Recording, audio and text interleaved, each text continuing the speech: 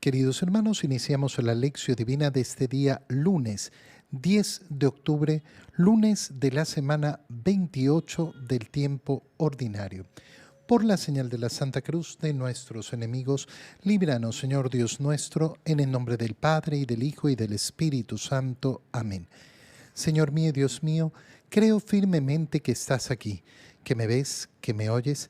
Te adoro con profunda reverencia. Te pido perdón de mis pecados y gracia para hacer con fruto este tiempo de lección divina. Madre mía Inmaculada, San José, mi Padre y Señor, Ángel de mi guarda, interceded por mí. En la primera lectura de este día lunes, seguimos con la lectura de la carta de San Pablo a los Gálatas. Leemos el capítulo 4, versículos 22 al 24, 26, 27 y 31 y capítulo 5, versículo 1. Hermanos, dice la Escritura que Abraham tuvo dos hijos, uno de la mujer que era esclava y el otro de la que era libre. El hijo de la esclava fue engendrado según las leyes naturales, el de la libre, en cambio, en virtud de la promesa de Dios. Esto tiene un sentido simbólico. En efecto, las dos mujeres representan las dos alianzas. Agar representa la del monte Sinaí, que engendra esclavos y es figura de la Jerusalén de aquí abajo. Por el contrario, la Jerusalén de arriba es el libre y esa es nuestra madre. A este respecto dice la Escritura: regocíjate tú, la estéril, la que no das a luz, rompe a cantar de júbilo tú, la que no has sentido los olores del parto, porque la mujer abandonada tendrá más hijos que aquella que tiene marido. Así pues, hermanos, no somos hijos de la esclava, sino de la mujer libre. Cristo nos ha liberado para que seamos libres. Conserven, pues, la libertad y no se sometan de nuevo al yugo de la esclavitud. Palabra de Dios. Qué importante es continuar con esta lectura de la carta a los Gálatas y entrar en este tema profundísimo de la libertad como esencia de la nueva alianza. Recuerda que San Pablo les está explicando a los Gálatas por qué no deben tomar las leyes de Moisés, por qué no deben tomar aquellas, no nos referimos a la ley moral de Dios, a los 10 mandamientos, sino a las leyes culturales que determinaron la nacionalidad de Israel.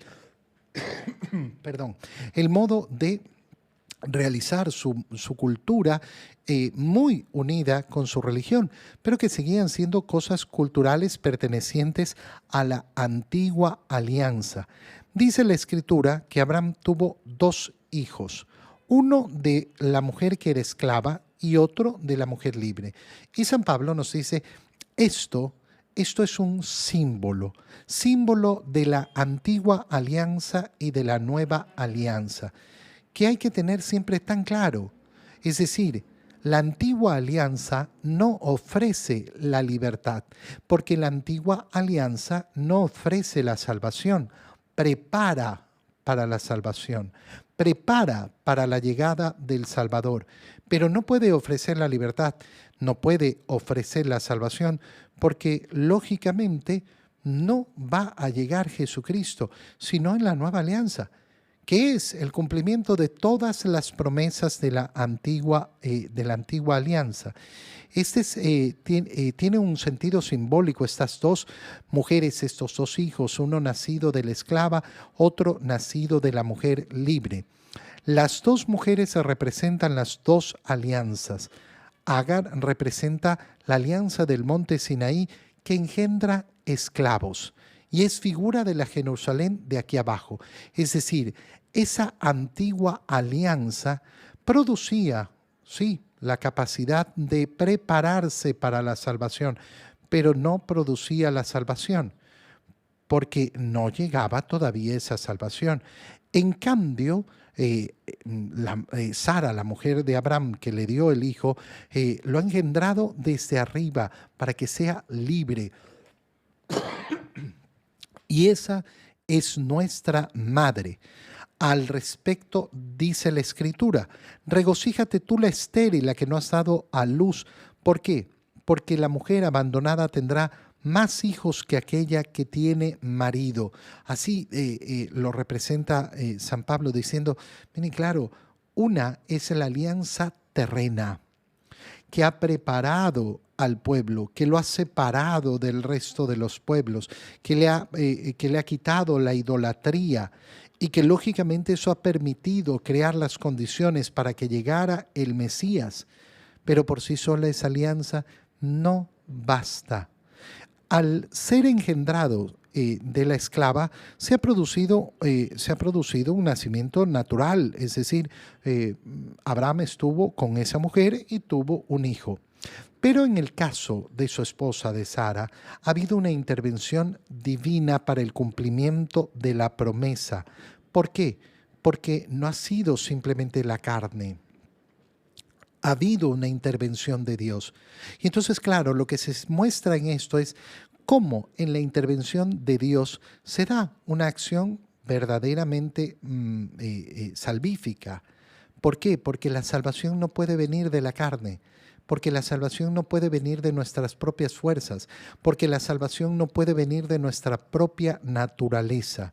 Así pues, no somos hijos de la esclava, y aquí vienen las palabras más hermosas de las que hemos leído en esta primera lectura, sino que somos hijos de la mujer libre, porque Cristo nos ha liberado para que seamos libres. Parece una frase tan tonta, y sin embargo es una frase poderosísima, es una frase gigantesca, es una frase hermosísima. Cristo nos ha liberado para que seamos libres. El camino de Cristo es un camino de liberación. Liberación del pecado, liberación de la muerte. Pero para llegar a esa liberación tenemos que liberarnos de muchas otras cosas más. La libertad de los miedos, por ejemplo. Qué importante caminar ese camino de liberación. Una persona puede decir, sí, no, yo soy libre, pero resulta que no puede moverse, que no hace lo que debe hacer. ¿Por qué? Porque está lleno de miedos, lleno de vergüenzas. Piensa, por ejemplo, en aquella persona que no se confiesa. ¡Ay, qué miedo, qué miedo, qué miedo! Me da miedo confesarme. Y ahí quedó, atrapado, atrapada en el miedo, sin poder moverse. Aquella persona que por vergüenza no realiza la misión de evangelizar. Ay, no, es que a mí me da vergüenza, me da vergüenza, me da vergüenza. Listo, esclavo, esclavo de los miedos, esclavo de las apariencias de este mundo. Y entonces, claro, las apariencias de este mundo determinan mi vida. No, es que, ¿qué van a pensar? Pero si el juicio del mundo no te va a salvar. ¿Por qué estás esclavizado al juicio del mundo? Porque ahí quiero estar, en la esclavitud. Pero Cristo no nos ha dado la libertad para que seamos esclavos, sino para que seamos verdaderamente libres, para que vivamos a la altura de los hijos de Dios. Conserven, pues, dice San Pablo, la libertad y no se sometan al yugo de la esclavitud. Hoy en día da pena ver que cuando hablamos de libertad hablamos de tantas bobadas, de tantas bobadas. Acabamos de celebrar aquí en Guayaquil ese día de la independencia. No, la independencia, somos libres. Una libertad tan falsa, tan pequeña, tan absurda.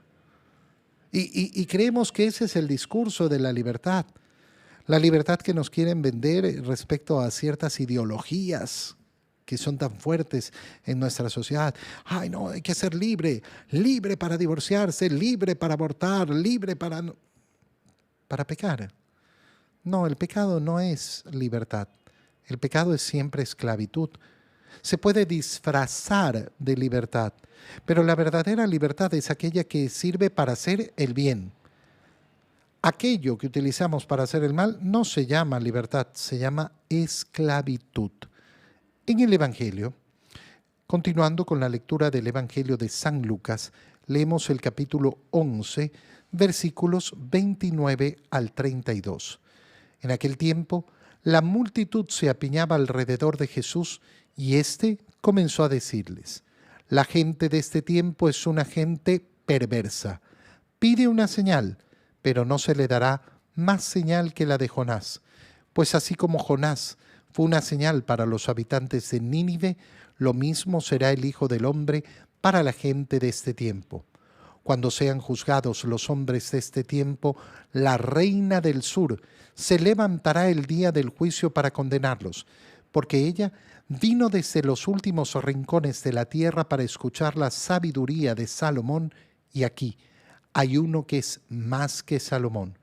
Cuando sea juzgada la gente de este tiempo, los hombres de Nínive se levantarán el día del juicio para condenarla, porque ellos se convirtieron con la predicación de Jonás, y aquí hay uno que es más que Jonás. Palabra del Señor. Recuerda que en lo último que hemos leído en el Evangelio de San Lucas es cómo se han acercado al Señor después de que ha expulsado unos demonios para decir, no, está expulsa a los demonios con el poder de los demonios, para pedir una señal. Y el Señor inicia ahí un gran discurso, y continuando con este discurso le dice a la multitud que se apiñaba a su alrededor: la gente de este tiempo es una gente perversa. Perversa. ¿Por qué utiliza el Señor la palabra perversa? La perversión es la corrupción del alma, corromper el alma a tal punto de considerar bueno lo que es malo. Esa es la gran perversión, esa es la perversión en esencia, aquella que transforma en la conciencia la bondad por la maldad. Por eso la peor enfermedad que existe es justamente la inconsciencia. La inconsciencia es la puerta de la perversión, y la perversión nunca conoce fondo. El que entra en la perversión entra en una espiral que siempre va a ir para abajo. ¿Cuál es la perversión de esta gente? La gente de este tiempo es una gente perversa porque pide una señal. ¿Cuál es la perversión? Pedir una señal y no tener los ojos abiertos a aquello que se le está dando. ¿Quién es perverso? Perverso es aquel que no logra ver con integridad lo que está claramente a la vista. Oye, cuando una persona cree que la moralidad depende, por ejemplo, de lo que piense, ¿no? De lo que opine. No, es que para mí esto no es pecado. Bueno, mira, resulta que a ti te robaron y fuiste a reclamar, pero tal vez para esa persona robar no era pecado. Si la bondad o la maldad depende de mi opinión, bueno, entonces cada uno con su opinión y nunca podrás reclamar absolutamente nada. Pero sin embargo, si le tocaron la plata a esa persona, reclamará con insistencia: eso es mío. Y no lo pondrá en dudas. ¿Qué perversión es esta? Cuando me conviene, entonces depende de mi opinión si es bueno o malo. Y cuando no me conviene, no. Bueno, eso es ser perverso. Es cambiar justamente la moralidad de las cosas y no poder ver algo tan natural, tan sencillo de observar. Lo bueno y lo malo al final es bastante lógico si es que tenemos un corazón sincero. Pero si tenemos un corazón perverso, entonces se nos confunde lo que es bueno y lo que es malo. Lo comenzamos a alterar, lo comenzamos a cambiar. Y por eso esta forma de hablar del Señor, esta gente es perversa. Piden una señal. ¿Y por qué piden una señal? Si no necesitan ninguna señal, necesitan abrir los ojos y ver lo que tienen delante. Han visto lo que he hecho. Han visto cómo expulso los demonios, pero se comienzan a inventar razones. Han visto cómo sano a los enfermos, han visto cómo he resucitado a los muertos. Escuchan mis palabras y en el fondo de su corazón saben que son palabras de verdad, que se pronuncian con autoridad, pero no las quieren reconocer. Y siguen, no, si hace una señal, ahí sí voy a creer. Mentira. Ni aunque venga cualquier señal, no van a creer. Y por eso no se les dará más señal que la de Jonás. ¿Cuál es la señal de Jonás? Jonás estuvo 3 días en el vientre de la ballena. Entonces la señal de Jonás, interpretada lógicamente según las palabras del Señor, es justamente su muerte y su resurrección. No se les va a dar más que eso. Qué bonito es, lógicamente, sustentar nuestra fe en la resurrección del Señor. ¿Por qué crees? Porque Cristo vive. ¿Pero cómo sabes? Porque lo sé. Porque he decidido creer en el testimonio de los apóstoles que lo vieron vivo, después de que todos lo vieron muerto. Ese es el fundamento central de mi fe. Ese es el fundamento de mi esperanza. Ese es el motivo de mi alegría. Cristo resucitado es el que marca mi existencia. Con esa señal me basta y me sobra. Así como Jonás fue una señal para los habitantes de Nínive, lo mismo será el Hijo del Hombre para la gente de este tiempo. Jonás, que estuvo 3 días en el vientre de la ballena, después fue a predicar a Nínive y los habitantes de Nínive acogieron esa señal. Y entonces el Señor comienza a decir cómo será juzgada esa gente perversa. Cuando sean juzgados los hombres de este tiempo, la reina del sur se levantará el día del juicio para condenarlos. ¿Por qué? Porque ella vino desde tan lejos buscando la sabiduría de Salomón, y aquí hay uno que es mucho más que Salomón. La reina del sur vino efectivamente atraída por esa gran sabiduría de Salomón a pedir consejo. Y entonces, claro, lo que nos está diciendo el Señor, aquí hay uno que es mucho más que Salomón, cuyos consejos son mucho más grandes que los de Salomón. Resulta que yo estoy acostumbrado a escuchar los consejos del mundo. Escucho los consejos que me dan en la tele, en la radio, en las revistas. Escucho los consejos de los amigos, de las amigas. Y no quiero escuchar los consejos del Señor. ¡Qué locura! ¡Qué profunda locura! Yo primero me dedico a escuchar, lógicamente, los consejos del Señor. Y por eso los consejos que voy a escuchar en mi vida son los que vienen de la misma fuente, es decir, que siguen la misma línea, que vienen, lógicamente, de ese deseo de verdaderamente seguir al Señor. Cuando sea juzgada la gente de este tiempo, los hombres de Nínive se levantarán el día del juicio para condenarla. ¿Por qué? Porque ellos se convirtieron con la predicación de Jonás. Y aquí hay uno que es más que Jonás. ¿Qué necesito yo para convertirme? Las palabras de Cristo. Con esas me basta y me sobra. No necesito más. Aquella persona que piensa, no, pero es que si sucediera no sé qué, entonces yo cambiaría de vida. Si es que pasara no sé cuánto, si es que no sé qué, si es que por aquí, si es que por allá, ahí sí yo cambiaría de vida. No, es falso. Eso es falso. Si tenemos todo lo que necesitamos para cambiar y transformar nuestra vida, para convertir nuestro corazón, nos basta y nos sobra, porque tenemos a Cristo. No hay nada superior a eso. Te doy gracias, Dios mío, por los buenos propósitos, afectos e inspiraciones que me has comunicado en este tiempo de lección divina. Te pido ayuda para ponerlos por obra. Madre mía Inmaculada, San José, mi Padre y Señor, Ángel de mi guarda, interceded por mí. María, Madre de la Iglesia, ruega por nosotros. Queridos hermanos, que tengan todos un muy feliz día.